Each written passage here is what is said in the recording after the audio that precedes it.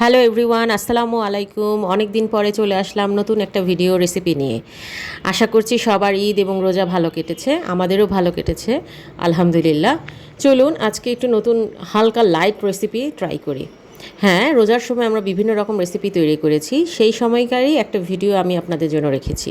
এটা হচ্ছে নরের কর্ন স্যুপ রেসিপি। স্যুপ তো আমরা বিভিন্নভাবে খাই, তো সেই ক্ষেত্রে আজকে আমি একটু ডিফারেন্ট স্টাইলে আপনাদের রান্না করে দেখাবো। তো এখানে আমি প্রথমে প্যান বসিয়ে দিয়ে দিলাম অল্প সয়াবিন তেল। সয়াবিন তেলই দিচ্ছি, যেহেতু রোজার সময় ছিল, আপনারা চাইলে এখানে বাটার মেল্ট করে দিতে পারেন। তো সয়াবিন তেল গরম হওয়ার পরে আমি এখানে একটার অর্ধেকটা পেঁয়াজ ফালি ফালি করে কেটেছি, আদা এবং রসুন একদম কুচানো নিয়েছি, আর একটা কাঁচামরিচ কুচিয়ে নিয়েছি। আদা রসুনটা অবশ্যই দেওয়ার চেষ্টা করবেন, টেস্ট ভালো আসবে। নরের এখানে আমি স্যুপ ব্যবহার করেছি চিকেন কর্ন স্যুপ ফ্লেভারের। এটা পুরোটাই আমি টোটাল 4 কাপ পানিতে, আপনারা যদি স্যুপ বাটি থাকে স্যুপ বাটির 4 স্যুপ বাটি পরিমাণ পানিতে এটা গুলিয়ে তারপরে আমি এটা এই তেলে এবং পেঁয়াজ মশলার মধ্যে দিব। তো সেই ক্ষেত্রে আমি এটাকে একটু সতে করে নিব, একদম পুরো ভাজা ভাজা করা যাবে না, একদম ব্রাউনিশ করা যাবে না, একদম হালকা ভাজা হলেই আমি এতে সেই নর স্যুপের মিশ্রণটি ঢেলে দিব। এই রান্নার সময় স্পেশালি আমার হাজব্যান্ড পাশে ছিল, সে এই ধরনের আইটেম রান্নার ক্ষেত্রে একটু হেল্প করে, সে নিজেও এই ক্ষেত্রে পারদর্শী।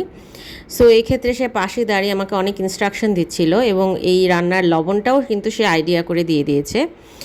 প্রায় সংসারের শুরুতে সে এই টাইপের রান্না আমাকে রান্না করে খাওয়াতো। তো এটা আসলে আমাদের জন্য স্পেশাল। রোজার সময় সে বিকেলবেলা বাসায় চলে আসলে কিছু রান্না দেখলেই রান্নাঘরে এসে টুকটুক টুকটুক করে সমস্ত কিছু খবর নিত অথবা নিজে হেল্প করতো। তো দুইজনে মিলে এই স্যুপটা আমরা রান্না করছি।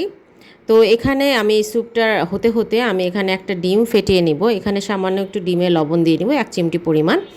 স্যুপের লবণ যেহেতু হালকায় যে দিয়ে নিলাম, সেক্ষেত্রে ডিমে একটু সামান্য, কারণ স্যুপটা যেহেতু তরল খাবার, সেক্ষেত্রে লবণ বেশি হলে কিন্তু বেশি কটা হয়ে যাবে। আর হ্যাঁ, এখানে আমি সয়াবিন তেলটা 1 টেবিল চামচ পরিমাণ ইউজ করেছি। আপনারা সয়াবিন তেলের বদলে এখানে বাটার 1 টেবিল চামচ পরিমাণ ইউজ করতে পারেন। আর এই টোটাল রান্নাটা এবং বলক আসতে আমার যতক্ষণ, বলক আসার পরেই আমি সেই ফেটানো ডিমটা এই মিশ্রণে দিয়ে দিব। বলক আসতে সর্বোচ্চ আমার 5 থেকে 6 মিনিট লাগবে। তো বলক চলে এসেছে, এই পর্যায়ে আমি একটু নাড়াচাড়া করে নিব। আর হ্যাঁ, নরের এই কর্ন স্যুপটা কিন্তু খুবই মজা। আমি ম্যাগিও ট্রাই করেছি, তবে ম্যাগির থেকে আমার নরের এই কর্ন স্যুপটা খুবই ভালো লাগে। শুধু আমার না, আমার হাজব্যান্ডেরও খুবই ভালো লাগে। এক্সট্রা ফ্লেভার যুক্ত কোনো স্যুপ আমরা আসলে পছন্দ করি না।